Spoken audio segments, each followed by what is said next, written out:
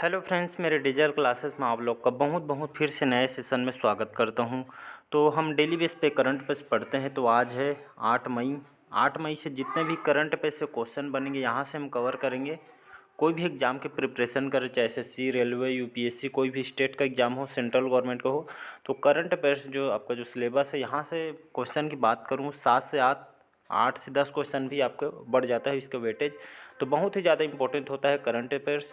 तो आप daily base पे करंट अफेयर पढ़ सकते हैं। और साथ ही साथ मैं जस्ट 6 मंथ का करंट अफेयर्स भी लाने वाला हूं मैं, जो आपके जो करंट में जो एग्ज़ाम होने वाले हैं उस सभी एग्ज़ाम को कवर कराएगा।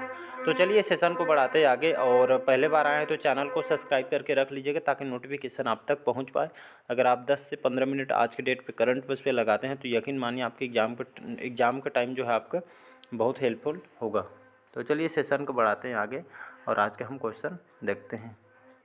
तो पहला क्वेश्चन है, हाल ही में जो भारतीय सेना जो हमारे भारतीय सेना कहाँ ने उन्होंने बुलंद भारत अभ्यास आयोजित किया गया? तो केरल, कर्नाटक, अरुणाचल प्रदेश या इनमें से कोई नहीं। तो ये आपका बुलंद भारत एक अभ्यास है जो आपके भारतीय सेना के द्वारा इसका आयोजन कहाँ किया गया है? अरुणाचल प्रदेश में, याद रखिएगा।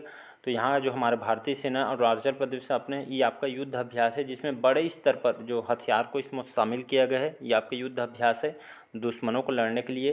तो ये खास करके जो सेना में अरुणाचल प्रदेश के जो आपके तवांग और आपके पश्चिम कामेंग जिलों में एक ये आपके जिसमें आपका गोलाबारी प्रशिक्षण, हथियार प्रशिक्षण इसमें किया जाएगा। इसमें अभ्यास कर रहे हैं एक तरह से देखेंगे तो बुलंद भारत नाम इसको दिया गया है। तो इसको याद रखिएगा। ये अभ्यास जिस जो भारतीय सेना के द्वारा भारी हथियारों गोलाबारी इसमें ये अभ्यास के लिए इसका उपयोग किया जाएगा। कहाँ किया जा रहा है इसका आयोजन? तो आपके अरुणाचल प्रदेश। तो इसको याद रखिएगा। अगला क्वेश्चन देखते हैं, हाल ही में भारत और कौन सा देश आसान भुगतान करने के लिए रुपया और मीर कार्ड तलाशने पर सहमत हुआ है?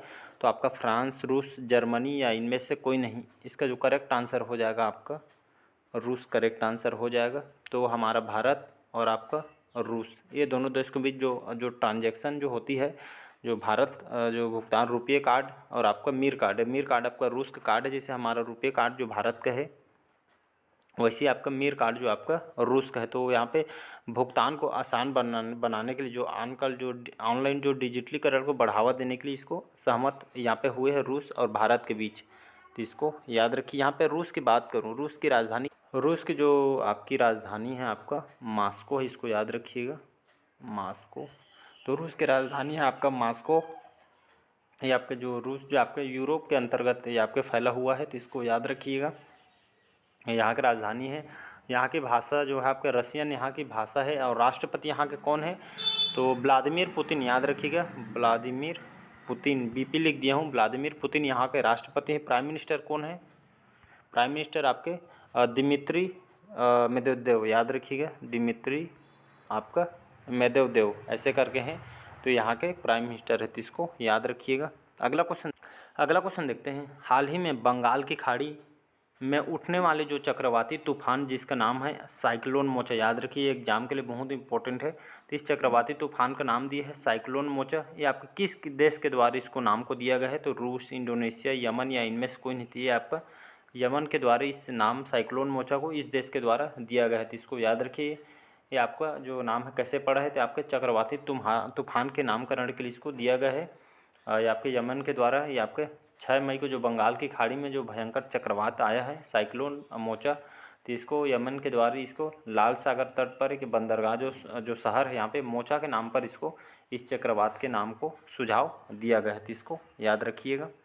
अगला क्वेश्चन देखते हैं, हाल ही में कहाँ के जवाहर नवोदय विद्यालय ने 24वीं राष्ट्रीय युवा संसद प्रतियोगिता में प्रथम पुरस्कार जीता है? पश्चिम बंगाल, मध्य प्रदेश, उत्तर प्रदेश या इनमें से कोई नहीं थे। आपका पश्चिम बंगाल। तो जवाहर नवोदय विद्यालय ने आपके 24वीं क्रम के राष्ट्रीय युवा संसद प्रतियोगिता में आपका प्रथम पुरस्कार जीता है। तो याद रखिए इस जो संसद प्रतियोगिता में पश्चिम बंगाल के नदिया जिले के जवाहर नवोदय विद्यालय ने जीती, इसको याद रखिएगा। तो यहाँ जो संसदीय जो कार्य मंत्रालय द्वारा 26 वर्षों से जवाहर नवोदय विद्यालय में इस प्रतियोगिता का आयोजन करता आ रहा है। तो इसी में खास करके जो युवा संसद स्कीम का उद्देश्य है युवा पीढ़ी में अनुशासन, उनके विचारों के जो बढ़ावा देना है, जो जो युवा है उनको मतलब आगे प्रोत्साहन करना है, उनको आगे बढ़ाना, यही इसका उद्देश्य है। तो इसको याद रखिएगा। अगला क्वेश्चन देखते हैं, हाल ही में किस कंपनी को भारत में टेलीकॉम लाइसेंस मिला है? तो मेटा, रेलटेल, जूम या इनमें से कोई नहीं। तो इसका करेक्ट आंसर हो जाएगा जूम। ये आपकी टेली कंपनी है। टेली जैसे आपका वीआई है और आपका जियो वगैरह हो गया, वैसे ही आपका जूम भी आपका टेली कम्युनिकेशन कंपनी जो भारत में टेली इसको लाइसेंस दिया गया भारत में आपके वीआई के तरह, जियो की तरह। ये भी एक टेली कम्युनिकेशन कंपनी मतलब टक्कर में आ चुकी है आपके वीआई जियो वगैरह जितने भी टेली कम्युनिकेशन जो कंपनी इसको टक्कर देने में आपको उतार जूम आपका ये आपके इसको भारत में लाइसेंस दिया गया है। तो इसको याद रखिएगा। आप एक टेलीविज़न सेवाओं में भी आपका भाग लेने वाला है, तो इसको याद रखिएगा। अगला क्वेश्चन देखते हैं। हाल ही में विश्व एथलेटिक दिवस कब मनाया गया है? 5 मई, 7 मई, 6 मई या इनमें से कोई नहीं। तो इसका करेक्ट आंसर हो जाएगा 7 मई। तो हाल ही में विश्व एथलेटिक दिवस 7 मई को मनाया गया है। यह दिवस क्यों मनाया जाता है? इसको लगभग 1996 में ये आपका विश्व एथलेटिक दिवस पहली बार इसको मनाया गया था। तब से हर साल इस दिन को त्यौहार की तरह और इस दिन को युवा और जितने भी लोगों फिटनेस और एथलेटिक दिवस के प्रति जागरूक करने के लिए लोगों को यह जो कि एथलेटिक दिवस 7 मई को मनाते आ रहे थे। इसको याद रखिएगा, 7 मई को विश्व एथलेटिक दिवस मनाया जाता है। 1996 में इसको पहली बार मनाया, तब से इसको मनाते। अगला क्वेश्चन देखते हैं। हाल ही में कोंध जनजाति द्वारा किस राज्य में बिहान मेला मनाया गया? तो केरल, कर्नाटक, उड़ीसा या आपके इनमें से कोई नहीं। थी इसका जो करेक्ट आंसर हो जाएगा उड़ीसा करेक्ट आंसर हो जाएगा। उड़ीसा की राजधानी क्या है? भुवनेश्वर है। नवीन पटनायक यहाँ के मुख्यमंत्री हैं। गणेशी लाल यहाँ के राज्यपाल हैं। और आपका कलिंगा स्टेडियम ये भी आप उड़ीसा में है। भगवान जगन्नाथ जी का मंदिर ये भी आपके पुरी में उड़ीसा में स्थित है। और आपका ब्लैक पैगोडा सूर्य का मंदिर ये भी आपका यहीं स्थित है। बारामती स्टेडियम ये भी स्थित है। और आपके कटक में आपका चावल अनुसंधान केंद्र स्थित है, ये भी स्थित है। तो इतना भी आपके सारे एग्जाम में क्वेश्चन पूछा गया जितना मैं बताया हूँ, तो सबको याद रखिए। तो आपके जो कोंद जनजाति ये आपके जो उड़ीसा के जो आदिवासी जनजाति है कोंद जनजाति, इनके द्वारा जो बिहान मेला का आयोजन किया गया जो आपके पारंपरिक रूप से इस जनजाति में देखने को उड़ीसा में मिलता है। खास करके इसमें भव्य तरीके से इसको मनाया जाए। अगला क्वेश्चन देखते हैं। हाल ही में 7 मई को किसका स्थापना दिवस मनाया गया है? तो गेल, बीआरओ, सेल या इनमें से कोई नहीं। तो इसका करेक्ट आंसर हो जाएगा बीआरओ। इसका फुल फॉर्म क्या होता है? बॉर्डर और रोड्स ऑर्गेनाइजेशन इसका फुल फॉर्म होता है। तो इसका जो स्थापना दिवस है कब मनाया गया? तो 7 मई 1960 को इसकी स्थापना किया गया है था। तब से इसको मनाया जाता है बीआरओ का। और सीमा सड़क संगठन इसको हिंदी में इसको बोलते हैं। तो सीमा सड़क जो संगठन भारत की एक सड़क निर्माण मतलब कार्यकारी बल है जो भारत सरकार के द्वारा इसको बनाया गया है। वर्तमान में इसके जो केंद्रीय मंत्री कौन है? तो हमारे जो कौन इसके नितिन गडकरी जी हमारे परिवहन मंत्री है। तो इसको भी याद रखिएगा।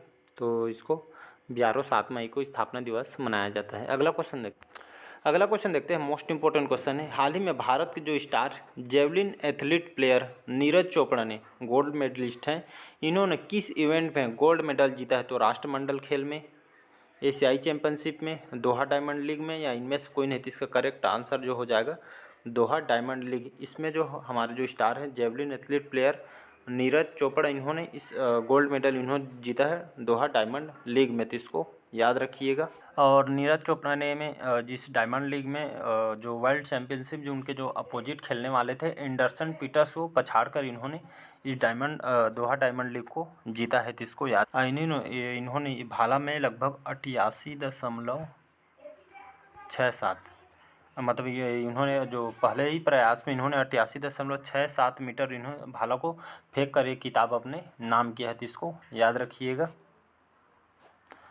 अगला क्वेश्चन देखते हैं। हाल ही में भारतीय सेना के आधुनिकीकरण के लिए कौन सा प्रोजेक्ट लॉन्च किया है? तो प्रोजेक्ट निर्माण, प्रोजेक्ट संजय, प्रोजेक्ट नवीन या इनमें से कोई नहीं। तो इसका करेक्ट आंसर हो जाएगा प्रोजेक्ट संजय। याद रखिए। तो भारतीय सेना के उनके आधुनिकीकरण के लिए इस प्रोजेक्ट को लॉन्च किया। किसके द्वारा लॉन्च किया गया है? तो हमारे जो रक्षा मंत्री हैं राजनाथ सिंह ने, इन्होंने भारतीय सेना को यहाँ पे आधुनिकीकरण के लिए इस प्रोजेक्ट को लॉन्च किया गया है, जिसमें आपके बहुत सारे हथियार वगैरह परियोजना वगैरह इस उद्देश्य से सेना को आधुनिकीकरण करना और उनके सैनिक के जो शक्ति इनको बढ़ाने के लिए इस क्षमता को बढ़ाना इसका उद्देश्य है। तो किसके द्वारा? इसको लाया गया है। तो राजनाथ सिंह रक्षा मंत्री इनके द्वारा इस प्रोजेक्ट को लाया गया, जिस प्रोजेक्ट का नाम है आपका प्रोजेक्ट संजय। तो प्रोजेक्ट संजय को नाम को याद रखिएगा। अगला क्वेश्चन देखते हैं, हाल ही में किसने स्वास्थ्य के क्षेत्र में IHD मंच शुभारंभ किया है? नारायण राणे, राजनाथ सिंह, नरेंद्र मोदी या इनमें से कोई नहीं? इसका जो करेक्ट आंसर हो जाएगा नारायण राणे। तो इन्होंने स्वास्थ्य क्षेत्र और लोगों के लिए स्वास्थ्य को क्षेत्र में अच्छे मतलब चिकित्सा के लाने के लिए इसको IHD मंच यहाँ पे लॉन्च किया गया, तो इसको याद रखिएगा। तो दिल्ली में, नई दिल्ली में इन्होंने इंडिया हेल्थ डायलॉग, याद रखिए इसका फुल फॉर्म होता है इंडिया हेल्थ डायलॉग, ये आपका प्लेटफॉर्म को लॉन्च किया है। जो हमारे केंद्रीय मंत्री नारायण राणे, इन्होंने इसको नई दिल्ली में इस स्वास्थ्य के क्षेत्र को बढ़ावा देने के लिए इसका शुभारंभ किया गया, तो इसको याद रखिएगा। अगला क्वेश्चन देखते हैं, हाल ही में मैरिको ने किसे MD और CEO के रूप में नियुक्त किया है? तो संदीप सिंह, अजय, सौगात गुप्ता या इनमें से कोई नहीं? तो इसका करेक्ट आंसर हो जाएगा सौगात गुप्ता। ये मैरिको क्या है? ये आपका कंपनी है, मतलब जो हेयर वगैरह ऑयल ये आपका मतलब बनाती है कंपनी, जिसके हाल ही में जो MD और CEO के रूप में सौगात गुप्ता जो हमारे भारतीय मूल के हैं, तो इनको मतलब MD और CEO के रूप में इनको बनाया गया है, तो इसको याद रखिएगा। अगला क्वेश्चन देखते हैं, हाल ही में भारत और किस देश ने औद्योगिक अनुसंधान साथ ही साथ आपका और विकास सहयोग के लिए समझौता पर ज्ञापन पर हस्ताक्षर किया है? तो फ्रांस, इजराइल, बांग्लादेश या इनमें से कोई नहीं? इसका करेक्ट आंसर हो जाएगा इजराइल, याद रखिएगा। तो भारत और इजराइल के बीच जो आपके औद्योगिक सेक्टर में अनुसंधान, नए नए खोज टेक्नोलॉजी के लिए, ये विकास के लिए, ये आपके समझौता पर MOU पर हस्ताक्षर किया गया है, तो इसको याद रखिए। तो औद्योगिक अनुसंधान विकास सहयोग के लिए भारत और इजराइल के बीच ये हस्ताक्षर किया गया है। भारत और इजराइल ने यहाँ पे बहुत सारे सेमीकंडक्टर्स, क्वांटम और टिकाऊ ऊर्जा वगैरह, कृषि जैसे यहाँ उच्च तकनीकी क्षेत्रों में आपके विकास सहयोग बढ़ाने के लिए इस पर समझौता किया गया है, तो इसको याद रखिएगा। और यहाँ पे मैं बात करूँ इजराइल की, इजराइल ये कंट्री कहाँ पे आती है? तो आपके मिडिल ईस्ट कंट्री में आती है, इसको याद रखिएगा। आपका दक्षिण पश्चिम एशिया में आता है और यहाँ की राजधानी है जेरूसलम, इसको याद रखिएगा। यहाँ की राजधानी जेरूसलम।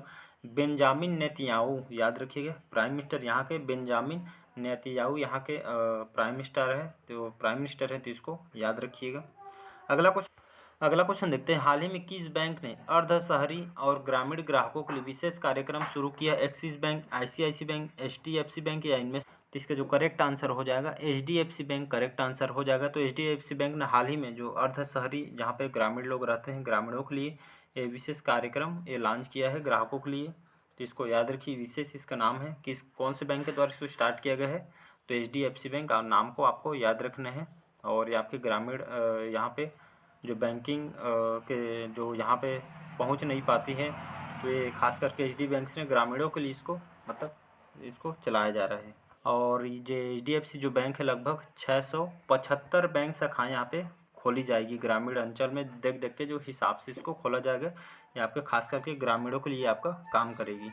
HDFC बैंक की बात करूँ, HDFC बैंक की स्थापना अगस्त 1994 में इसकी स्थापना किया गया, इसको याद रखिए। इसका हेडक्वार्टर मुंबई महाराष्ट्र में इसका हेडक्वार्टर है। अतनु चक्रवर्ती इसके अभी वर्तमान में चेयरमैन हैं। शशिधर जगदीशन वर्तमान में इसके CEO हैं, तो इसको याद रखिए। अगला क्वेश्चन देखते हैं हमारा, हाल ही में RBI ने साथ में global tech competition G20 tech sprint की शुरुआत कहाँ की है? तो विश्व bank, bank for international settlement या विश्व समानार्थक रूप या इनमें से कोई नहीं? इसका जो करेक्ट आंसर हो जाएगा B ऑप्शन हो जाएगा। तो हाल ही में RBI के साथ ग्लोबल टेक जो डिजिटलीकरण को बढ़ावा देंगे इस कंपटीशन G20 टेक स्प्रिट की जो शुरुआत है बैंक फॉर इंटरनेशनल सेटलमेंट ने इसके साथ मिलकर शुरुआत की है। RBI की बात करूँ, इसकी स्थापना 1 अप्रैल 1935 की स्थापना किया गया है। अभी वर्तमान में जो हमारे 25वें क्रम के गवर्नर शक्तिकांत दास जी है, इसको याद रखिएगा। इसका मुंबई महाराष्ट्र में इसका हेडक्वार्टर है और शक्तिकांत दास जी हमारे 25वें क्रम के अभी गवर्नर है। और 1 अप्रैल को हाल ही में RBI ने अपना स्थापना दिवस मनाया है, तो इसको याद रखिएगा।